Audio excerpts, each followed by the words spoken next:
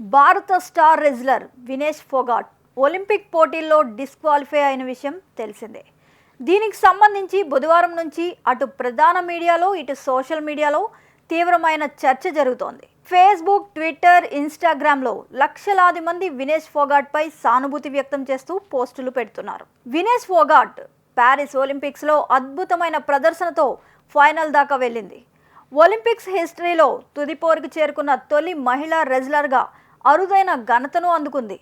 ప్రపంచ number 1 rank Tokyo ఒలింపిక్స్లో gold medal విజేత అయిన సుసాకిను వినేష్ ఫోగాట్ ఓడించింది. 10 సెకండ్ల వ్యవధిలో 3 పాయింట్లు సాధించి 3-2 తేడాతో గెలుపునందుకుంది. ఈ విజయం ద్వారా వినేష్ ఫోగాట్ కాన్ఫిడెన్స్ లెవెల్ పెరిగిందని చెప్పాలి. ఇదే ఉత్సాహంతో క్వార్టర్ ఫైనల్లో ఉక్రెయిన్ రెజ్లర్ లివాచ్ను వినేష్ ఫోగాట్ మట్టి కరిపించింది.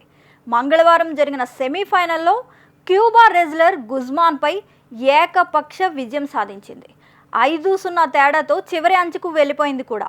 బుధవారం మధ్యాహ్నం 12:45 వినేష్ ఫోగాట్ ఫైనల్ మ్యాచ్ ఆడాల్సి ఉంది. అయితే ఫైనల్లో హిండ్ బ్రాండ్తో తలపడాల్సి ఉంది. ఫైనల్ వరకు ముందు ఆమె తన విభాగంలో నిబంధనల కంటే 100 గ్రాముల వెయిట్ ఎక్కువగా ఉందని ఒలింపిక్స్ కమిటీ డిస్క్వాలిఫై చేసింది. దీంతో మెడల్ లేకుండా ఆమె నిరాశతో వెనుదిరగాల్సిన పరిస్థితి ఏర్పడింది.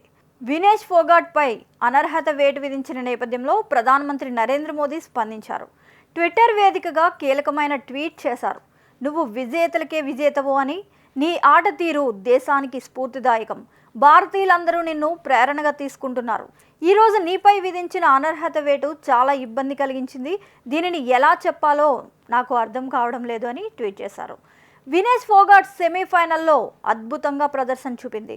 దీంతో మేము గోల్డ్ మెడల్ సాధిస్తుంది అనుకున్నాం. మేము మాత్రమే కాదు, దేశం మొత్తం కూడా ఆమె మెడల్ సాధిస్తుందని ఆశతో ఎదురుచూసింది. వాస్తవానికి రెజ్లింగ్ పోటీలో ఎవరైనా రెజ్లర్ 50 నుంచి 100 గ్రాముల బరువు ఎక్కువగా ఉన్నప్పటికీ ఆడేందుకు అనుమతి ఉంటుంది. అయితే ప్యారిస్ వేదికగా జరుగుతున్న ఒలింపిక్స్లో నిబంధనలు విభిన్నంగా ఉన్నాయని చెప్పాలి. ఫలితంగా ఆమెపై వేటు పడింది. దేశ ప్రజలు ఈ సమయంలో ఆమెకు అండగా ఉండాలి. ఏమాత్రం నిరాశ చెందవద్దు. ఏదో ఒక రోజు ఆమె దేశం కోసం తప్పకుండా మెడల్ సాధిస్తుంది. ఆమెను తదుపరి ఒలింపిక్స్ కోసం మేము సన్నద్ధం చేస్తామని మహావీర్ ప్రకటించారు. This is the special story of VSD news. నిరంతర వార్తా శ్రవంతి కొరకు వీక్షిస్తూనే ఉండండి మీ మా VSD news. Please like, share and subscribe.